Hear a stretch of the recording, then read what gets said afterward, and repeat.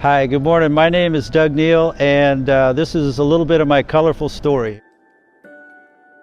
I grew up in a home that was emotionally dysfunctional. I didn't know that at the time because there wasn't any anger or fighting, so it felt normal, but there was something terribly missing. And so I've been on this search for what's real, I guess, my whole life.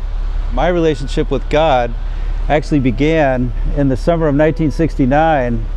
I was on an LSD trip trying to find God my own way, and I got angry because it wasn't working and I couldn't get through to a spiritual realm that I knew existed, and I kicked sand up in God's face.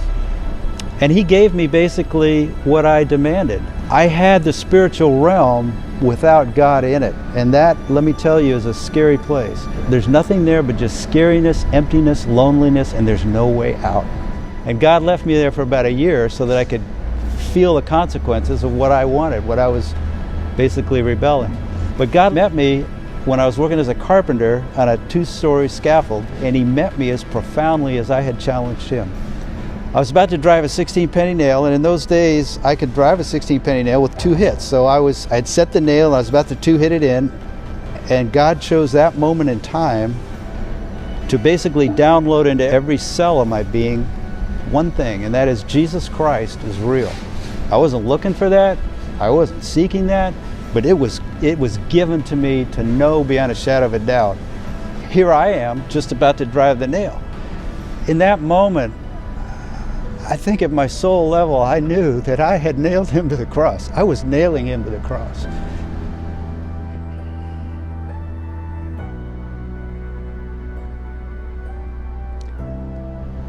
I've never been the same since.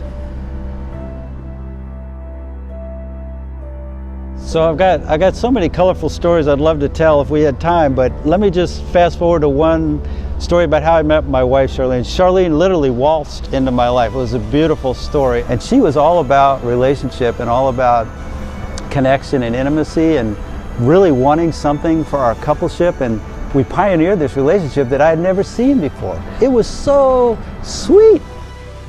Well, it's ironic that as we're filming this, it was exactly 3 years ago today that the Lord took His bride that He gave me back unto Himself through a brain tumor that Charlene had.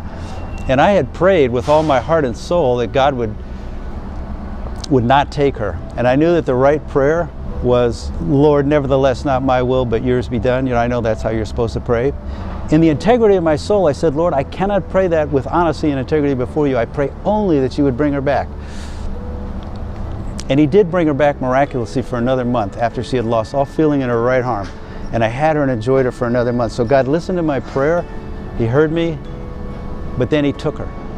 And I could somehow accept it better that He heard my heart, and yet it was still His will to take her, and I could accept that. So here I am, the morning after the coroner took the body.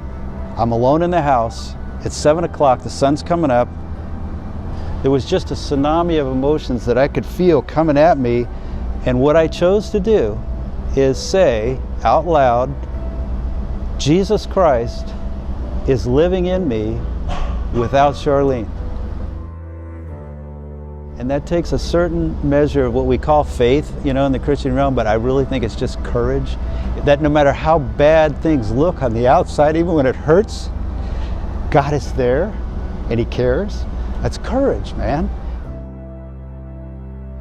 So it's kind of ironic, but the things that I was so afraid of and didn't even understand, that I'm lost, empty, I'm lonely, I'm helpless in my own skin.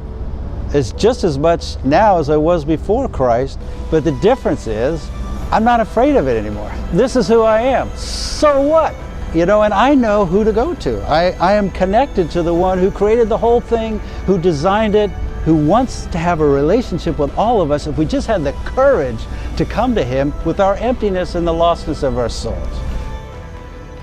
Because it is thrilling, and there is life there, and there is life nowhere else. Believe me, you don't have to go to the outer regions of the universe like I did to experience everything that isn't there. You can just come straight with your heart to Him and find what is there. So take counsel from an idiot, you know. Don't do it my way. go straight to the Father and get it from Him, okay? That's it, man.